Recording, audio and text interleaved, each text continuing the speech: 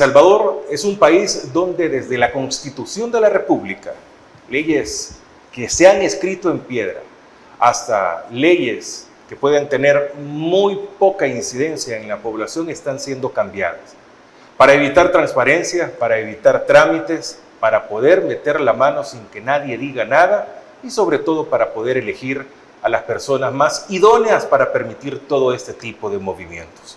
El Salvador, sin duda, un país donde la ley se está violando constantemente. Y muchos dirán, si se violan los derechos humanos, ¿por qué no violar las leyes de El Salvador? ¿Usted está de acuerdo con la modificación de leyes en El Salvador? No sé, piénsalo. Muy buenas noches, qué bueno estar con todos ustedes. Bienvenidos a este espacio originado desde los estudios y producción de Mix de Medio para Agape TV, Canal 8 y retransmisión de Radio La RR. Inmenso el gusto de estar acompañado de todos ustedes en esta noche a las 8, acá en el 8. Hoy tengo el gusto de que nos acompaña el abogado, comunicador social y analista también en nuestro país, Mauricio Maravilla. ¿Cómo está, Mauricio? Qué gusto que nos acompañe. Buenas noches, Francisco, gracias por la invitación. Me da gusto encontrarme con la gente de Canal 8, tu audiencia que está a través de la pantalla en TV abierta o en YouTube también, donde esta entrevista se transmite, y a todo el equipo de acá de Mix de Medio, gente con la que ya he trabajado también en el pasado, así que me da gusto estar acá. En todos lados donde me lo encuentro siempre ha trabajado de algo, es cierto, ha tenido alguna relación. Estoy hablando de los medios de comunicación, por eso les decía abogado, comunicador social también, licenciado Mauricio Maravilla. Necesito dos partes profesionales de él, tanto como comunicador y también como abogado. Las leyes en nuestro país están en constante cambio desde el 2019, al punto de que muchos decimos que hasta la Constitución en sí pueda tener una modificación bastante grande, porque se habla que se estará adaptando a las nuevas circunstancias que vive El Salvador o que se vive en el mundo.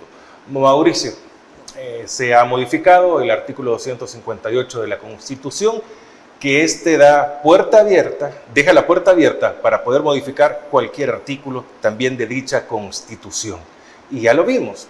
Esto se llegó gracias a que se promovió la eliminación de la deuda política en El Salvador. Pero en la última sesión plenaria se modifica el artículo 210, donde sí tiene que hablarse de la deuda política, más no en el 248, que ahí no había absolutamente nada. Solo había el último apartado del último párrafo, que ahí, entre las cosas que se decía también, es la presidencia de la República, cómo es que va. Pero eso creo que no importa, era lo menos relevante del artículo que ellos modificaron. Bueno, pero Mauricio, ¿por qué tanto cambio?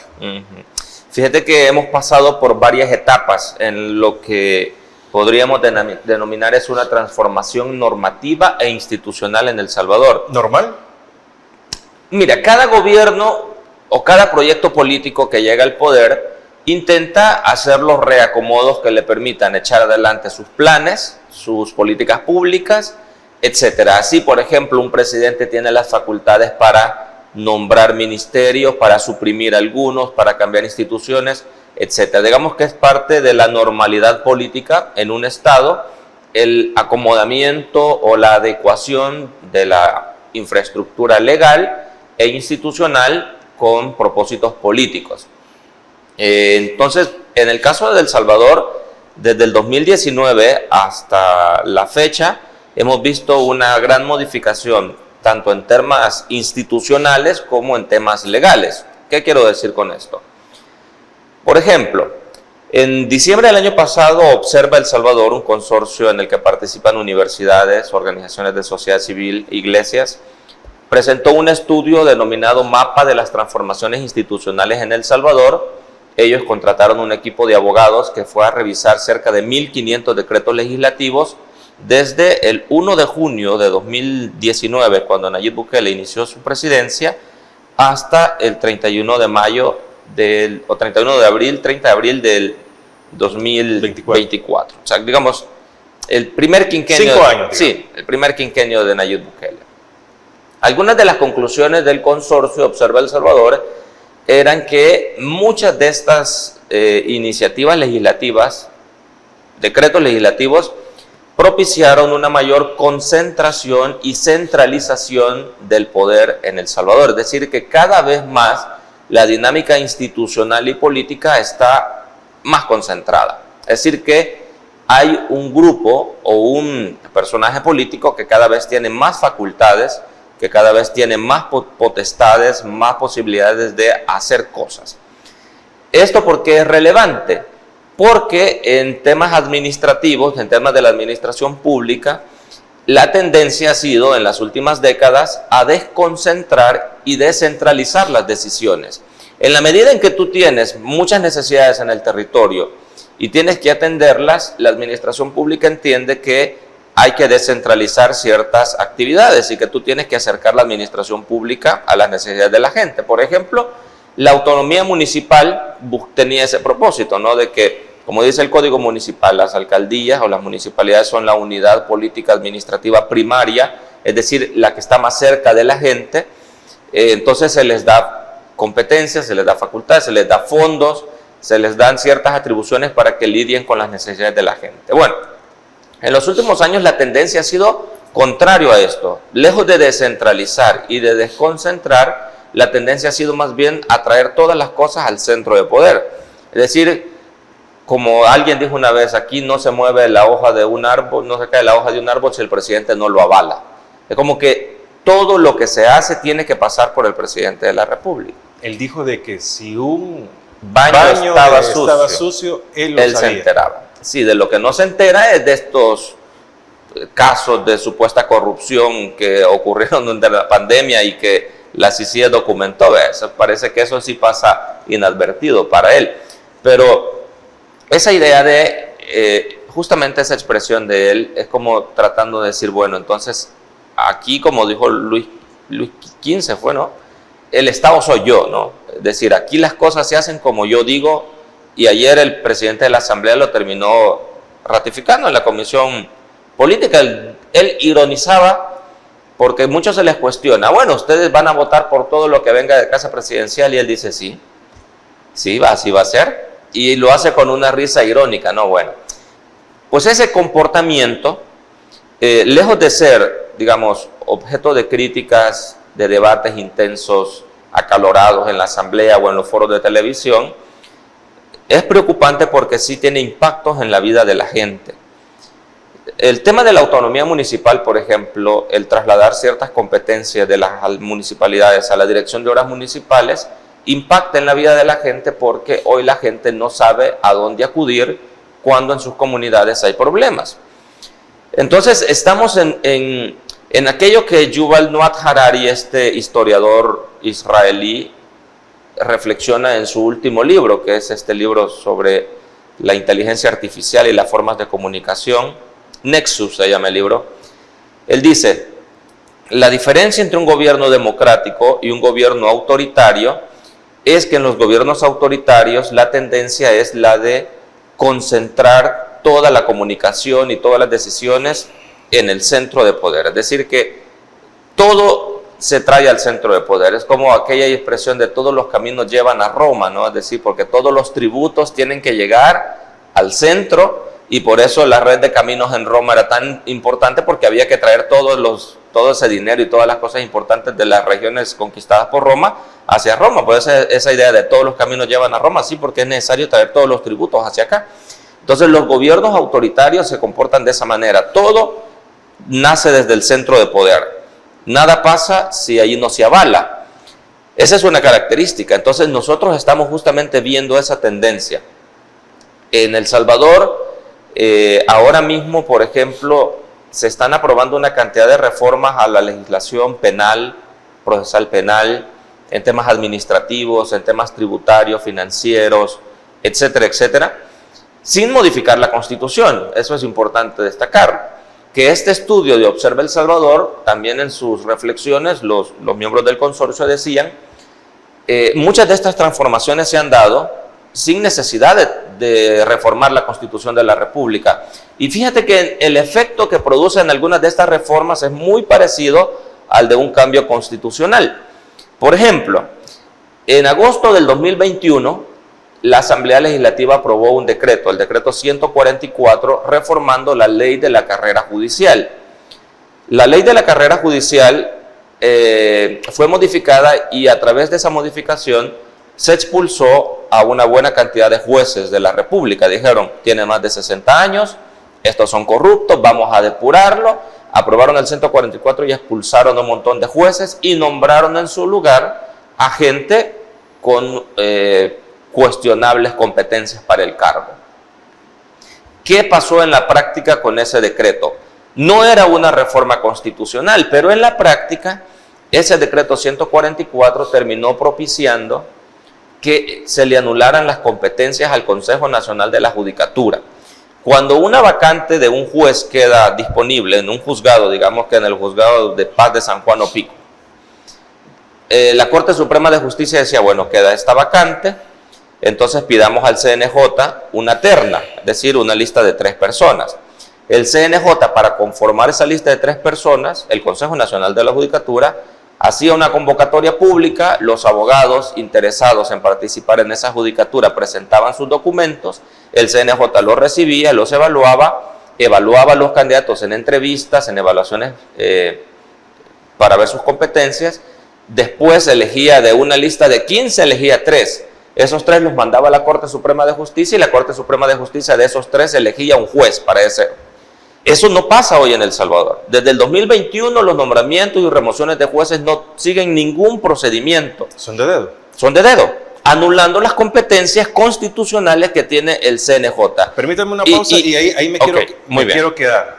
La anulación de competencias, no solo del CNJ, sino que de diversas instituciones en todo el país, para poner a la persona más idónea, la que tenga más capacidad o sumisión para. Hacemos una pausa y ya regresamos.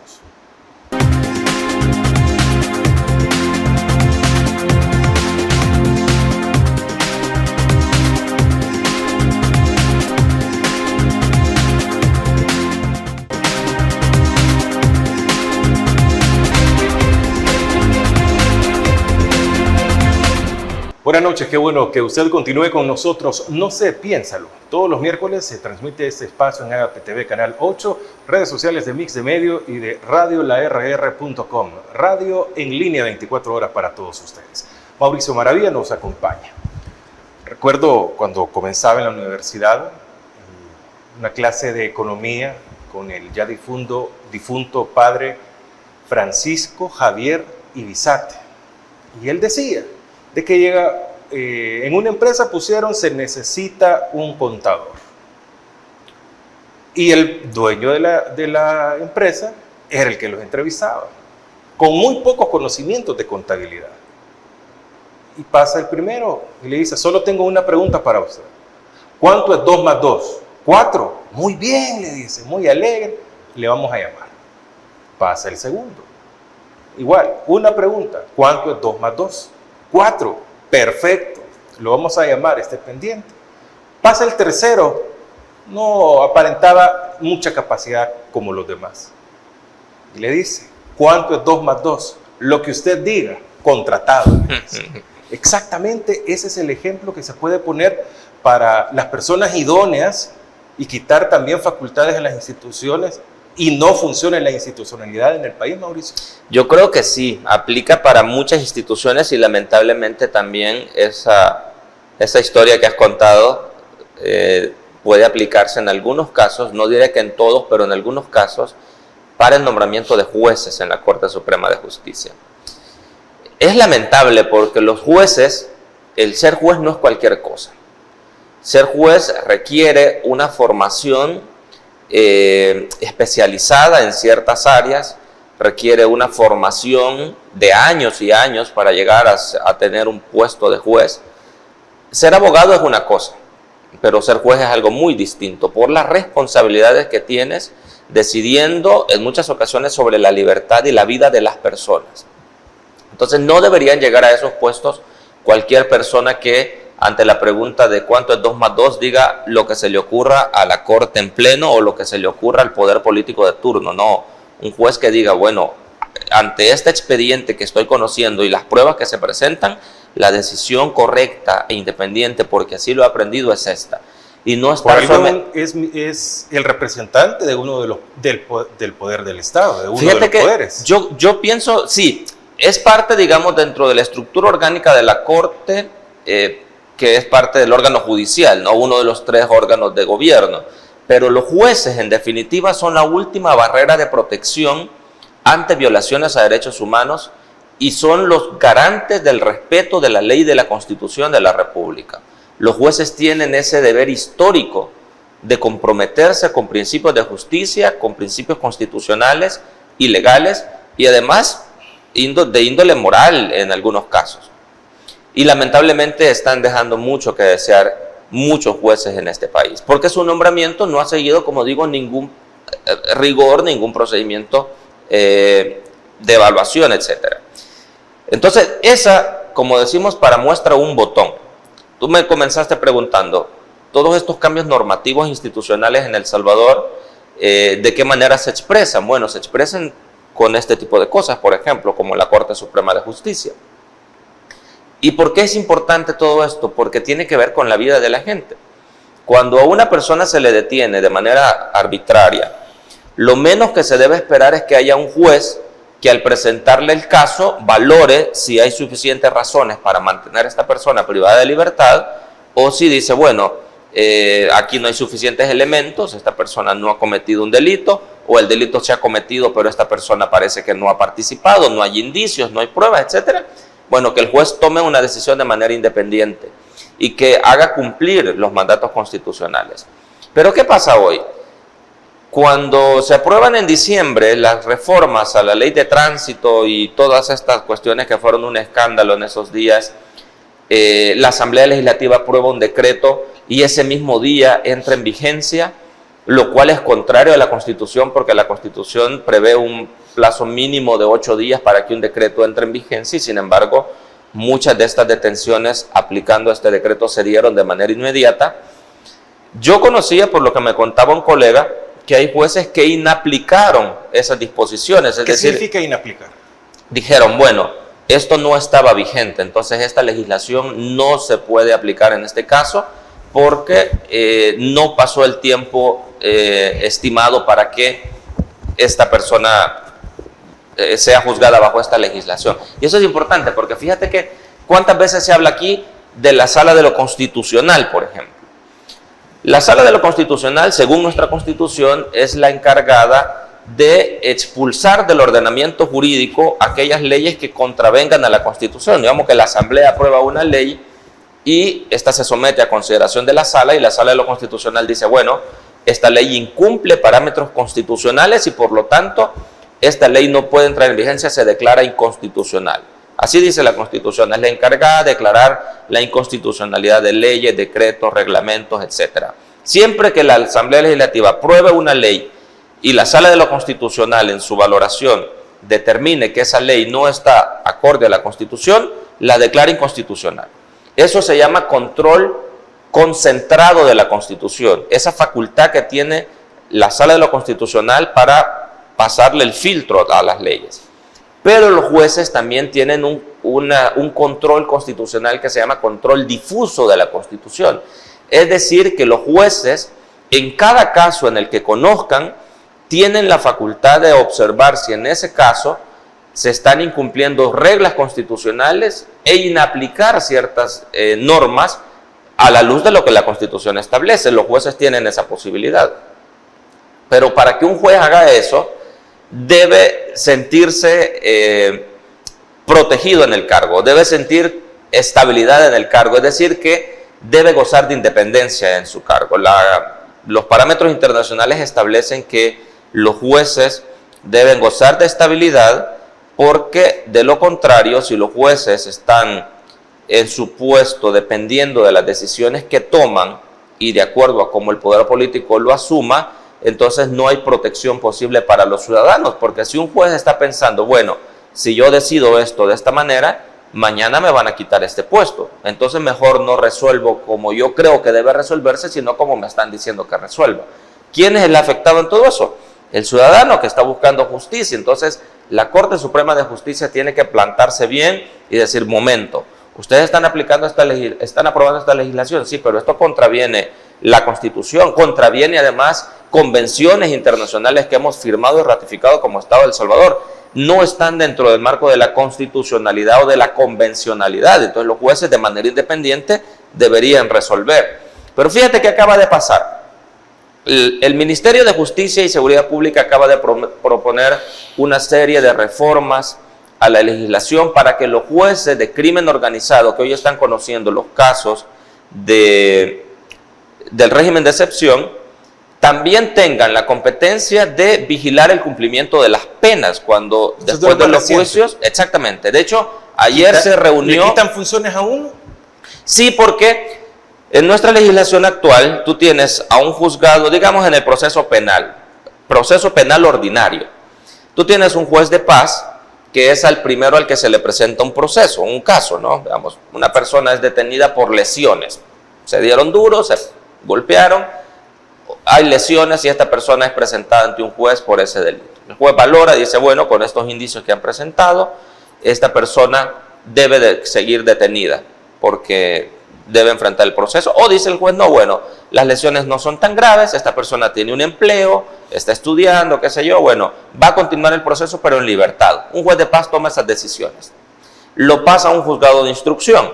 El juzgado de instrucción es el que dirige toda la parte de la investigación. Bueno, la investigación la hace la fiscalía, pero todos esos elementos de prueba que se van incorporando los va admitiendo o rechazando el juzgado de instrucción, para ver si al final de la etapa de instrucción, dentro de 4 o 6 meses, hay suficientes elementos incorporados por la fiscalía o por la defensa para mandar a juicio. Y eso se envía ya a un tercer tribunal, que es un tribunal de sentencia. Entonces el tribunal de sentencia ya es el que hace el juicio, el que instala la audiencia de vista pública, se instala el juicio y ahí es donde se determina si la persona es responsable penalmente o no, donde se declara culpable o se mantiene la inocencia de la persona. Una vez esa persona es condenada, en el caso de que sea condenada, los juzgados, los tribunales lo que hacen es enviarlo al juzgado de vigilancia penitenciaria, que son los que vigilan el cumplimiento de la pena de esta persona. Dicen, bueno, esta persona fue condenada en tal fecha, pero fue detenida en tal, entonces la pena comienza a contar desde acá, sus 2/3 partes se cumplen tal, 3/4 partes de la pena, qué sé yo, los beneficios a los que puede optar, si está estudiando dentro del centro penal, qué sé yo, ¿no? O si se metió en un programa como Yo Cambio, qué sé yo. Los juzgados de vigilancia penitenciaria tienen toda esa responsabilidad de verificar cómo está cumpliendo la pena una persona en la prisión. Ese es un gran trabajo, de hecho. Es una cuestión, una carga muy importante la que tienen los juzgados de vigilancia penitenciaria. De hecho, en los últimos años se han ido eliminando juzgados de instrucción y se han ido convirtiendo en juzgados de vigilancia penitenciaria porque la carga es excesiva. Bueno, como la carga es excesiva y el gobierno tiene un montón de gente detenida ahí, muchos de ellos de manera injusta, ahora la propuesta del Ministerio de Justicia es que los jueces de crimen organizado, que hoy ya ven la primera etapa, que van a hacer los juicios, sean también los que vigilen el cumplimiento de las penas de estos imputados. Yo he platicado con algunos jueces de crimen organizado en las últimas semanas y muestran mucha preocupación por esto. La carga de trabajo que tienen ya es excesiva. El personal que tienen no es suficiente. Gente que se está yendo a las 10 de la noche, llegando temprano al siguiente día, yendo fines de semana a trabajar, en temas emocionales, físicos, psicológicos, están teniendo una enorme carga, porque también tratar con estos casos del régimen de excepción es estar en contacto con una realidad de vulneración de derechos humanos muy fuerte para estas personas que trabajan en estos juzgados, a quienes yo les reconozco su labor, a los jueces incluso.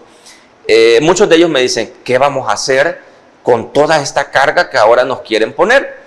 Bueno, esta preocupación fue trasladada por el mismo presidente de la Sala de lo Penal, el magistrado Alejandro Quinteros, una persona muy capaz, altamente capaz, que le dijo a los diputados, esto nos haría colapsar los juzgados de crimen organizado si ustedes nos dan esta competencia. Pero aquí los diputados no les importa. ¿O no conocen? Yo creo que se mezclan las dos cosas. Hay ignorancia y hay irresponsabilidad también. Y entonces de esa mezcla de ignorancia y responsabilidad surge varios decretos legislativos, ¿no? Surgen muchos productos legislativos. Es una vergüenza, es una pena realmente. El magistrado Quinteros les dijo, si ustedes hacen esto, nos van a hacer colapsar. Bueno, ayer el ministro de Justicia les llegó a decir, no importa lo que diga, eso ya se hacía en el Código del 74, los jueces ya tenían esa competencia, volvamos a eso. Es decir, retrocedemos. Es un retroceso completamente, no puede ser. Pero no es la primera vez que pasa, porque fíjate que hace un par de años, cuando la Asamblea Legislativa estaba estudiando algunas reformas a la ley de crimen organizado y a la ley y a las leyes en materia penal, la entonces magistrada presidenta de la Sala de lo Penal, la magistrada Sandra Luz Chicas, también llegó a decirle a los diputados en la Comisión de Trabajo, les dijo, así como que yo te estoy viendo a ti ahora, y les dijo, si ustedes aprueban estas leyes, van a convertir a los jueces en verdaderos pasapapeles. Al siguiente día esa ley estaba aprobada, sin tomar en cuenta lo que la gente especializada en el tema les estaba diciendo. Es una enorme irresponsabilidad la que están cometiendo. Es lo mismo que se ha hecho en leyes muy importantes en el país o modificaciones que se han hecho, de que a las personas o afectadas o conocedoras no se les toma en cuenta. Exactamente. Por lo menos pueden escuchar, pero no tomarlos en cuenta.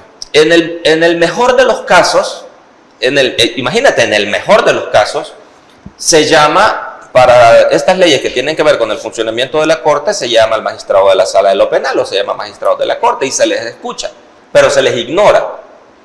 Pero en el peor de los casos, las leyes se aprueban con dispensa de trámite, es decir, que ni siquiera hubo una discusión, ni siquiera hubo una ronda de escuchas para ver los alcances de la ley. Mira, aprobar unas reformas, aprobar una ley no es cualquier cosa.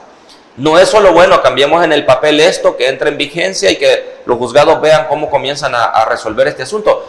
No es así la cosa. Es una enorme irresponsabilidad la que están cometiendo. Yo lamento de verdad muchísimo esa irresponsabilidad de los diputados, porque yo no sé si no se dan cuenta de lo que están haciendo, porque si no se dan cuenta, deberían intentar asesorarse mejor y ver los impactos que estas decisiones están teniendo, y si ya lo hacen por maldad, ya me parece de una perversidad tremenda todo esto, ¿no? Bueno, vamos a hacer una pausa. Bueno. Ya regresamos con más.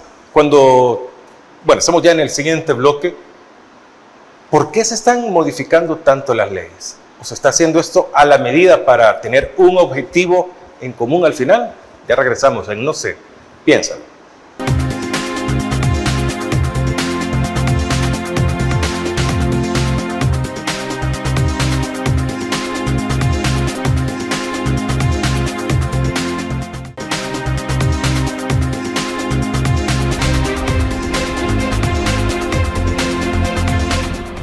Buenas noches, qué bueno que usted esté con nosotros. Puede hacer sus comentarios para hacérselos llegar a Mauricio Maravilla en las redes sociales de Agape TV Canal 8, de Mix de Medio, al igual que en Radio La RR. En todas las redes sociales nos pueden buscar, y si no, lo pueden compartir estos videos para más adelante. Como me decía la abogada Roxana Cardona del occidente del país, hay muchos temas de los que ustedes tocan que serían dignos de analizarlos en una clase de la universidad, para que los alumnos puedan dar sus criterios y tener un verdadero problema frente a ellos y que lo solucionen únicamente con las versiones que tienen de este lado, pero que ellos puedan expresarse. Creo que serían buenos ejercicios. Mauricio, todas estas modificaciones que se están dando en las leyes en general en el país, ¿tendrán un objetivo único o varios? Yo creo que hay varios objetivos. Fíjate que Maquiavelo decía, para obtener un reino necesitas más amabilidad que para mantenerlo. Es decir, que para conquistar el poder tú te presentas como amigable, haces una campaña, muestras un rostro y de manera sutil vas obteniendo cada vez más cuotas de poder, ¿no? Pero una vez estás en el trono, ya esa amabilidad desaparece y comienzas, como dicen muchos, a sacar las garras, a sacar las uñas, ¿no? Yo pienso que en los últimos años nosotros lo que hemos tenido es la transformación normativa con cierta sutileza, digamos. Muchas de estas reformas incluso han sido muy poco estudiadas por el gremio de abogados, por ejemplo. Las facultades de leyes de las universidades se han dado muy poco a la tarea de indagar, de investigar en este tema sobre el impacto que puedan tener estas reformas a la legislación. Digamos, se han ido aprobando con cierto silencio, no han generado mucho ruido. con cierta sutileza, diría yo, amabilidad, como diría Maquiavelo. Pero ahora ya esa amabilidad está desapareciendo. Digamos, la legislación ahora está comenzando a mostrar ese interés por convertir al Estado cada vez en un Estado persecutor, en un Estado represor, en un Estado al que no le podés reclamar nada porque tiene legislación suficiente para callarte la boca o para encarcelarte si es necesario. Digo, eso es muy grave, ese giro en la transformación normativa en el país nos está llevando a un giro más autoritario, digamos, dándole a los órganos de Estado demasiadas potestades que van restringiendo cada vez más las libertades de las personas.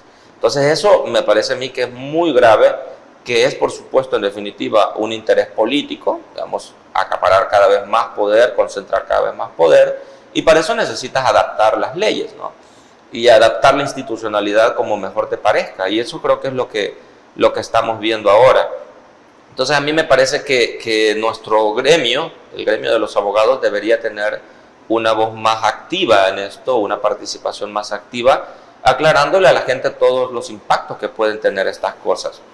Tiene un costo esto, por supuesto, trae muchas repercusiones, ataques en redes sociales, desde los mismos órganos de gobierno se te estigmatiza, dicen este es un abogado de oposición o lo que quieran decir.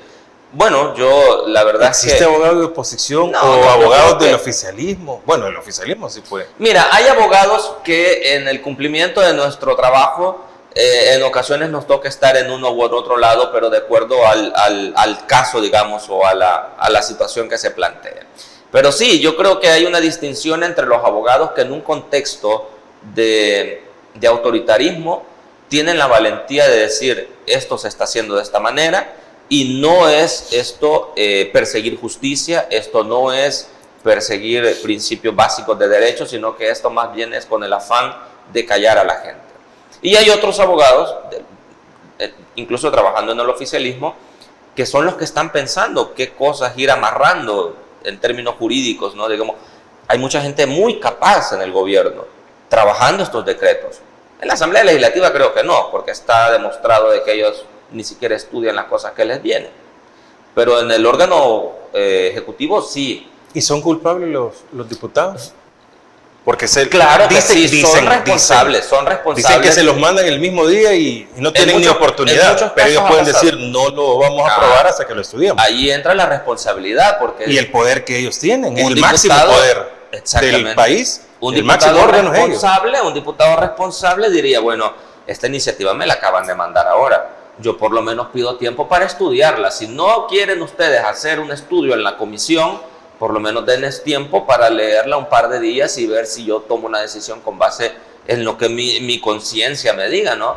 Pero los diputados no tienen el valor de eso. Yo platicaba con una amiga no recién, tienen poder. Tienen el poder, pero han renunciado a ese poder que tienen. Pero si emana de la población. Sí, en teoría sí, pero ellos no se entienden como representantes de la población. Digamos, en la práctica lo que están demostrando que se entienden como los ejecutores de las decisiones que se toman en el gobierno. Si el presidente les manda algo, ellos solo se entienden como gente que va a ir a apretar allí el botoncito y que eso aparezca reflejado. Bueno, ya cumplí mi tarea. Eso es lo que hacen los diputados. ¿Sabes cuántas horas trabajaron en enero los diputados? Dicen que ni un día. Entre comisiones de trabajo y sesiones plenarias, los diputados trabajaron cerca de 12 horas en todo el mes. Eso es una barbaridad. ¿O es una broma? No, es una burla, no es una broma, es una burla. ¿Cómo dicen ellos que se justifica entonces su salario mensual? Dicen, bueno, pues que hacemos trabajo de campo. Discúlpenme, pero ese trabajo de campo no es el trabajo que le corresponde a los diputados.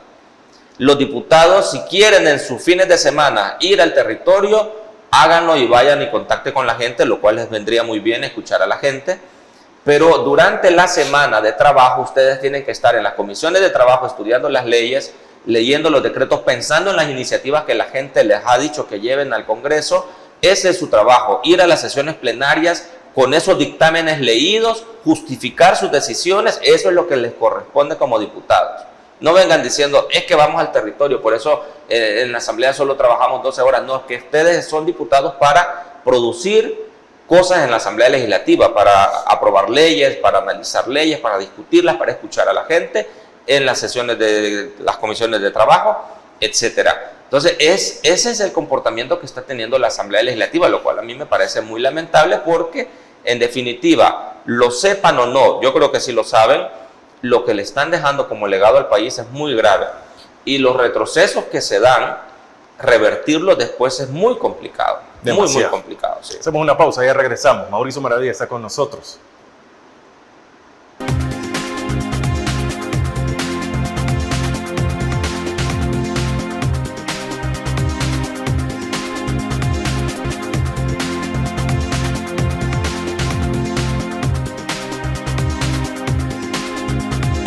Buenas noches.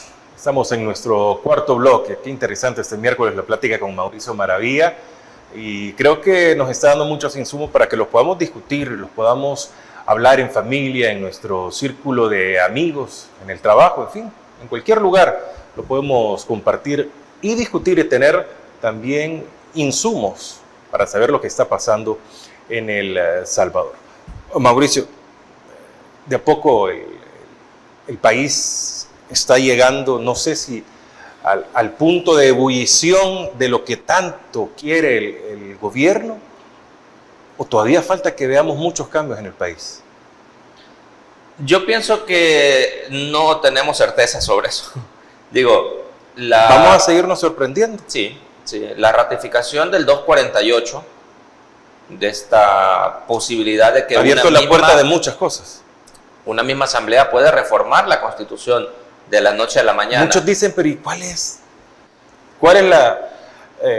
la bulla, digamos, para hablar Mira, a medida que vayan necesitando, pueden ir adaptando la Constitución según convenga. Es decir, hasta el momento, ellos, como te digo, han echado mano de los decretos legislativos para modificar la legislación secundaria. Y digamos que esa legislación secundaria en cualquier momento llega a otra asamblea legislativa y puede revertir los cambios, ¿no? Reformas al Código Penal, una asamblea legislativa que ya no sea favorable al gobierno, luego puede revisar si, digamos, las multas o las penas por el delito de conducción peligrosa son excesivas o no, qué sé yo, es un caso hipotético.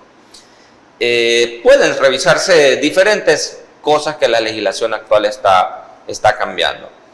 Entonces, ellos creo que no quieren exponerse a eso y cuando requieran, lo que van a hacer es aprobar reformas constitucionales que dejen ya establecidas ciertas cosas en el texto constitucional.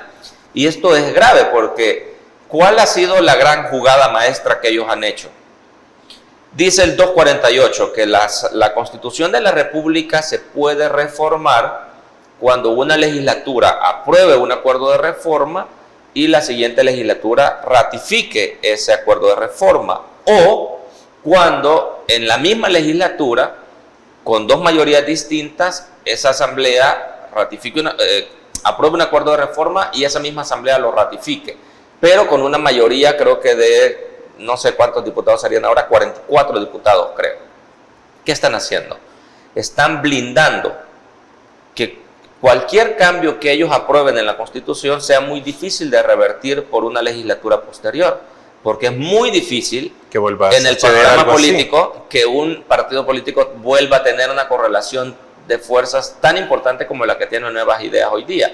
De hecho, es muy improbable que Nuevas Ideas vuelva a sacar un resultado legislativo como el que tuvo en las elecciones pasadas, si las elecciones se dan en condiciones justas, de igualdad y si son elecciones transparentes. Entonces, ellos están blindando que las decisiones que tomen hoy sean muy difíciles de revertir en el futuro, ¿no? Entonces, estamos expuestos ante todo eso que en términos jurídicos sería falta de seguridad jurídica. Es como que tú que eres futbolero, como que te inviten a jugar o se vaya a desarrollar un partido de fútbol y te digan, bueno, las reglas son estas, nosotros las sabemos, el partido dura 90 minutos, si es un partido de eliminación nos vamos a ir a tiempo extra, si en el tiempo extra se mantiene el empate vamos a ir a los penaltis, ok. Las reglas son 11 contra 11, la cancha mide igual de los dos lados, qué sé yo, las reglas están ahí, ¿no? Pero al minuto 25 te detienen del partido y te dicen, no, ahora como nuestro equipo va perdiendo, las reglas ya no son estas. Ahora, el gol que haga este equipo va a valer por 2 y el que haga usted va a valer por 1. Digo, eso es una chorrada lo que estoy diciendo, no es una tontería. Pero me refiero a que no tenemos certeza de cuáles son las reglas del juego en el que estamos participando ahora. Los ciudadanos no tienen certeza de cuál es la legislación que se va a aplicar, si de la noche a la mañana cambian las cosas. Los diputados se han acostumbrado a aprobar leyes, dicen, de orden público y entonces son retroactivas. Y en materia penal dice la Constitución que las leyes solo son retroactivas cuando favorecen al reo. Pero los diputados dicen, no, es que este es orden público, es que no entienden de lo que están hablando, es que no saben de lo que están hablando, pero a cuánta gente... Porque el pueblo les ha dado el poder, dicen. Y el pueblo eso quiere. No, el pueblo no quiere eso. Los diputados tienen la responsabilidad de analizar estas cosas. Las decisiones que toma un legislador afectan la vida de miles y millones de personas. Pero el presidente de la Asamblea, Mauricio, dijo, si le preguntan al pueblo, el pueblo quiere esto. Este es un ejemplo y ponen ahí Bukele hablando. Bueno, el pueblo les está diciendo que no quiere la minería. Y mira si lo están escuchando ahora. Pero el presidente dijo de que la oposición contra la minería era... Aquí hay que como ya no hay dinero de la USAID, ya no. Aquí hay que distinguir dos cosas. La gente que participa en manifestaciones de calle es muy poca. Pero eso no significa que solo esa gente es la que está en contra de la minería, ¿no? Esa es la gente que un domingo por la mañana, en lugar de estar desayunando con la familia o irse a la misa, dijo, yo conscientemente voy y participo en una manifestación de calle. Ese es un comportamiento político muy extraño en culturas como la salvadoreña. La gente no se comporta políticamente de esa manera. Por eso el presidente, claro, que lo ponga en un tuit, es para consolarse un poco él diciendo, bueno, ya ven, o más bien yo creo que él lo tiene muy claro, porque él se mide todas las semanas, él ve cómo está su imagen y él sabe que ha tenido una reducción en su popularidad en las últimas semanas. Pero más bien creo que estos mensajes son para validar esa opinión internacional que él sigue cuidando mucho. ¿Y por qué escribe en inglés el presidente? Sí, de hecho eso me llama mucho la atención. Quisiera preguntar lo mismo, ¿no? ¿Por qué la mayor parte de sus tweets son en inglés? Están dirigidos a otro público, no es para la gente en El Salvador. Acá un porcentaje muy bajo, ¿sabe? Muy bajo, exactamente, muy bajo. Entonces estamos en toda esta dinámica, ¿no? Es muy curioso, yo venía escuchando por la mañana un programa de radio donde transmitían las declaraciones del alcalde de Cúcuta. Cúcuta es una región en Colombia, creo que es muy cercana con Venezuela. Acaban de capturar allí a una banda que se llama la Banda de los Pepinos. Y el alcalde, cuando los capturan, dice: estos son extorsionistas, son asesinos, etcétera, etcétera. Lo primero que piensa es: mandémoslos para El Salvador. ¿Qué mensaje es ese? A mí me da vergüenza realmente. Es decir, ¿qué somos? ¿Qué somos? Exactamente, la pregunta: ¿qué somos ahora? ¿Qué representamos para otros países? Ah, bueno, estos criminales que están por aquí, mandémoslos para El Salvador. Allá, o sea que ya no somos Bitcoin City. No funcionó. Ya no somos el país del satélite Cuscatlán. Jamás envió. La tierra de Monseñor Romero. Eso sí sigue siendo. Pero para la... yo creo que... Vaya, el presidente... El país donde venían los científicos, 5,000 o 50,000 científicos, y que cuesta $1 millón. La nacionalidad, sí. Hace menos de 3 años el presidente estaba invitando que vinieran científicos y gente muy competente a trabajar acá. Y en ese momento muchos científicos, incluso salvadoreños que están radicados en Estados Unidos, decían: bueno, pero ¿qué ofrece El Salvador para que una persona que tiene, por ejemplo, un trabajo en un laboratorio en Estados Unidos o en Europa, o un trabajo de investigación en una universidad estadounidense, ¿qué le ofrece El Salvador a esta persona para que se vaya? ¿Qué atractivo tiene? O sea, ¿cuántos vinieron? Entonces, como esas son las ocurrencias que el presidente tiene, ¿no? Yo supongo que el presidente por la mañana se levanta y dice: bueno, ¿y ahora qué? Dice: bueno, tal cosa, bueno, mándenlo a la asamblea. Y luego se convierte en una iniciativa presidencial convertida en ley. Digamos, estamos así. Yo le invito a la gente que se lea este cuento de el vestido del emperador. En algunas otras versiones aparece como el emperador desnudo, ¿no? Este emperador que está organizando una fiesta, quiere vestirse con el mejor traje de gala para esa fiesta, y casualmente por el pueblo, por el reino va pasando un estafador que llega a decirle al rey: yo creo que he escuchado que usted está buscando un vestido para la fiesta, yo elaboro los vestidos más importantes y más glamorosos que pueda haber en los reinos cercanos. Entonces le dice: pero yo se lo voy a hacer el vestido. Solo que como es un estafador muy hábil, se le inventa al rey que este es un vestido tan raro que solo lo pueden ver las personas inteligentes, que las personas tontas no pueden ver la tela de ese vestido. Entonces le dice: bueno, se lo encargo que me lo haga. Se va para su supuesto taller. El rey cada día manda a un enviado a que vaya a ver cómo va el trabajo en el telar de este supuesto fabricante de vestidos, ¿no? Cuando envía el primero, llega y él no está haciendo nada. Es muy tonto. Y dice: no puedo llegar diciendo al reino que no he visto cómo va el vestido, porque no van a decir que soy tonto, porque solo lo ven los inteligentes. Entonces llega diciendo: no, va bien, ya lo comenzó. Al siguiente día va otro, lo mismo, no ve que no está haciendo nada, y hace lo mismo. Dice: bueno, van a decir que soy tonto. Entonces no, dice: va bien el vestido. Así hasta que llega donde el rey y le dice: aquí le traigo su vestido. El rey igual no ve nada, pero dice: bueno, que no puede decir que soy tonto. Hace que se lo pone, sale a la calle y todo mundo dice: qué bonito el vestido del rey, qué bonito el vestido del rey, porque nadie quiere admitir su torpeza, nadie quiere admitir que es tonto. Hasta que un niño se levanta y dice: ve, el rey está desnudo. Y entonces todos caen en la cuenta de que esa ficción se cae, ¿no? Es decir, muchos en este país están actuando de esa manera. Nadie tiene el valor de decirle al emperador que está desnudo, que se está equivocando, que las cosas que está haciendo solo porque se le ocurren no son buenas. Es decir, nadie tiene el valor de decirle, menos en la Asamblea Legislativa: momento, presidente, mire, nosotros le tenemos muchísimo cariño, lo respetamos muchísimo, pero esta iniciativa queremos estudiarla. La gente en el territorio nos está diciendo esto, y nosotros como representantes del pueblo tenemos que decirle: presidente, ese vestido no existe, está desnudo. El valor de decirle eso, ¿no? Pero cada vez en El Salvador creo que nos alejamos de eso. Bueno, vamos a hacer una pausa para venir con la parte final, que es interesante, sin duda, la plática con Mauricio Maravilla. Ya regresamos.